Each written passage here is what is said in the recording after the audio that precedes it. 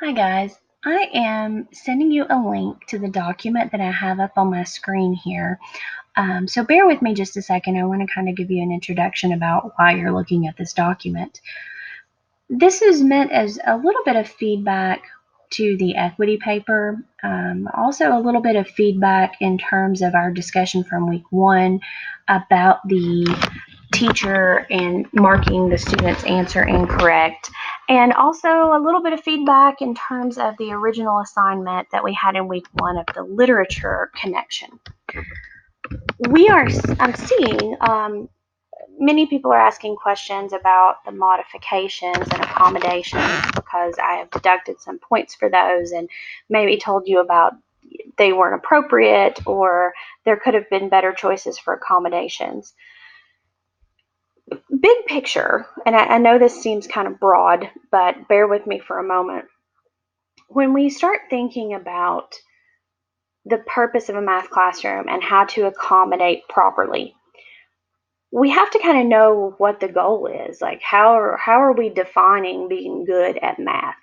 And I think so many of us right now are defining being good at math as sort of being like a calculator, being able to crunch out numbers. And I'm basing that on a lot of responses I see where I constantly hear the phrase, get the right answer, get the right answer. We want them to get the right answer. Yes, that calculating correctly and accurately is important, but what's more important is mathematical reasoning. And this is going to be hard for you to focus on, especially if you did not learn in a conceptually based, reasoning based classroom. It's going to be your first inclination to sort of go towards that calculation process, procedural based math. That should not be what we are trying to get our students to do. I mean, yes, we want them to be accurate in calculations, but we want them to be thinkers of mathematics, understanding what's going on there, being able to connect this to their life, because we want them to be able to use the math that we're teaching them. What we don't want students sitting in a classroom for hours just rinse and repeating the same process over and over again, is they're going to feel that that's pretty much useless. And in all actuality, it truthfully is. So being good at math is not and should not be defined as the ability to crank out just a list of calculations. We have to be intentional about the words that we use and the processes that we choose so that we don't reinforce that idea, because that's very problematic, and I'm going to talk about why in just a second. But also, one thing I noticed when we had that little discussion in week 1 about the teacher counting the students wrong, the answer wrong, I see that so many of you are focused on this procedural calculation mathematic idea, because constantly the reasoning I heard from that was, well, they got the answer right, the reasoning shouldn't matter, their method shouldn't matter. Yes and no. In terms of mathematics and the world and everything else, you can get to the correct answer multiple ways, but there are some ways that don't lead to the correct answer. That's something we have to think about very clearly. If you tell a student, I only care that you got the answer right, you are taking the focus off of the reasoning. And what that means is that sometimes we're allowing sloppy reasoning, or we're creating a situation where students don't feel that they have to reason at all. Now, for us, that's sometimes driven with very good intentions. We just want the students to know that as long as they're using a method, that's great. If you have experienced reluctant students, as so many of you tell me that you have, I spent 15 years in the classroom, and I know I had more than my fair share of students who were reluctant and had a lot of high levels of resistance to mathematics. Getting them to use any strategy is going to be difficult.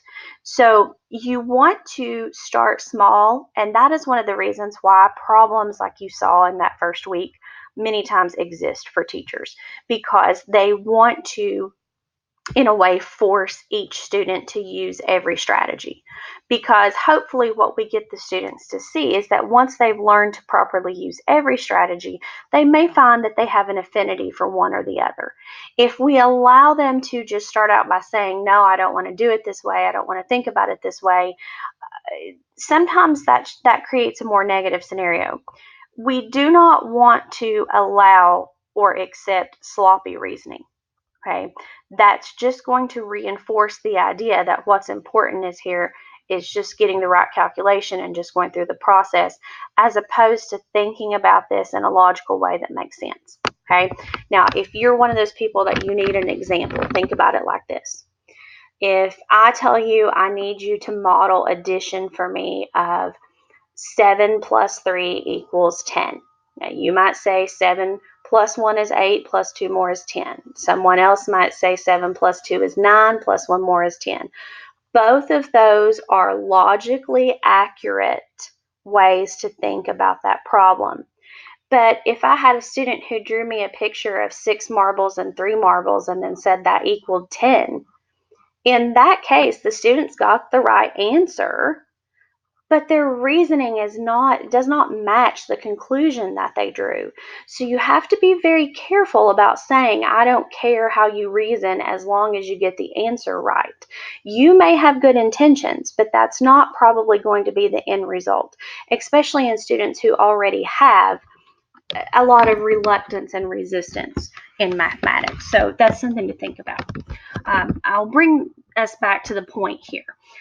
I've seen a couple of accommodations that are starting to be a little bit concerning. Okay. One is I'm seeing the accommodation a lot in different forms where students are basically being excused from the grade level content. I had some activities where students either had to spin a spinner or roll a die or perform some sort of activity task and then answer some questions. And I saw a few accommodations where some of you had noted just let the student spin the spinner or just let the student roll the dice or let the student fill some sort of role that was not really critical for the understanding of the content. Now, maybe you have an EBD student who that's fulfilling some sort of emotional need for them or some other sort of task for you. There's nothing wrong with giving the student that role, but that definitely should not be the only role that they play. If a student is in a collaborative classroom and you're providing accommodations, you are expected to choose modifications and accommodations that give them an entry point. Okay, so something that's going to help them be able to work on grade level work. Now, they may not be using as complex of numbers, they may not be doing as many problems, but at some point they should be able to use the skill set that they have to access that instruction, not just be able to be a social part of that group. They need to be expected to participate in the learning that's going on there. So when we're choosing the appropriate modification, we want to help them do that. We want to pick an accommodation that's going to let them into the lesson, not just be there as a bystander. So that's something to think about.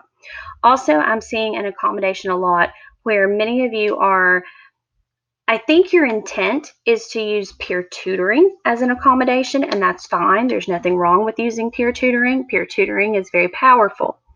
However, sometimes it's not being written that way. I'm seeing several accommodations where you're using words like allow another student to provide instruction. That is something you want to really be careful about. Number one, elementary students in general are not equipped to really provide instruction to other students. They can explain their thinking, they might be willing to help someone, but they're very young and they're not at the stage where they can effectively instruct other students. Even older students have hard difficulties with that, so just be cautious about doing that. Also, you could be unknowingly putting your student into a very uncomfortable situation there. Not all kids like being in that role of instructing others, we want every student to be able to explain what they do. But sometimes feeling that level of responsibility for another student in their class may be something that makes them uncomfortable. And it also may put the student with the disability in an awkward position. So just be very cautious about that. Um, I'm going to assume that that's just a miscommunication in the way that it was written, but be very, very wise about how you describe these accommodations, because you want to assume that whoever's reading this, may not know anything about it. So describe it very clearly and make sure that you don't leave room for interpretation that may not look so favorable in terms of what you're actually doing. So to help out with this, and I know everybody in this class may be at a different point in their program. I don't know what classes you've had yet. I don't know if you've seen this document before. You may have, depending on if you've been in professional development with your district or maybe in a class that you have. But this is an IEP and lesson plan development handbook, and it was created by the Kentucky Special Ed Co-ops. We have one here in Central Kentucky, and they do a lot of fabulous PD. But if you look at this document, I'm just going to scroll down a little. I'm going to email this as a PDF to you. It sort of describes the IEP, the purpose of specially designed instruction. Again, for most of you, this is stuff you probably are already very, very familiar with. But if you keep scrolling down, what you will start to see are the headings where we list areas that our students struggle with. Communication. In other words, we have somebody who's nonverbal. If we have someone who struggles with some listening comprehension here, if we have someone with issues with expressive language or oral expression, basically what you're seeing on the left is what teachers teach, what they're trying to use in the classroom, what they're going to be doing. And over on the right, these are some supplementary aids and services that we can give students that can help them access these strategies or these methods that the teachers are using so that they can be a full participant in their classroom. In terms of our class, if I'm just going to scroll down a little bit more here, and you will see the academic heading. I think that's like on page 8. There's reading, but what we're looking for here is math, calculation, and reasoning. Okay. Now, a lot of our SLD math kids, this is usually the area where we see that. And that's what I was talking about earlier with this being very problematic. If you are creating a culture in your classroom where the only thing you value is math calculation, and you have students who have a specific learning disability in that factor, that's a really difficult thing for them, because that's a very negative environment for them to be in. They know that's what they struggle with. And if you are intentionally or unintentionally creating an environment where you're reinforcing the idea that that's what it takes to be good at math, really giving those kids a very negative perception of mathematics. So again, here on the left, what we see, these are the things the teacher is going to be doing. These are the things on the right that you can give your students that will help them be able to access some of those strategies that the teacher is using. These are all appropriate accommodations. Given whatever activity is being done, you may not want to use particular ones at particular times.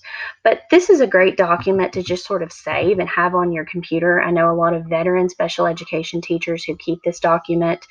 And when they have a student with a particular issue, if they're struggling to find a strategy or an accommodation or a modification that will help them, pull this out and kind of take a look at it.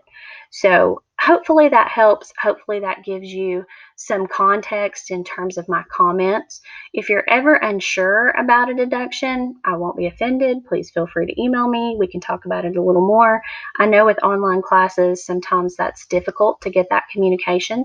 So I'm willing to do whatever I need to do to help you really understand that well, and go forward towards our final. Okay, so again, if you have any questions about this, feel free to email me and let me know. Thank you.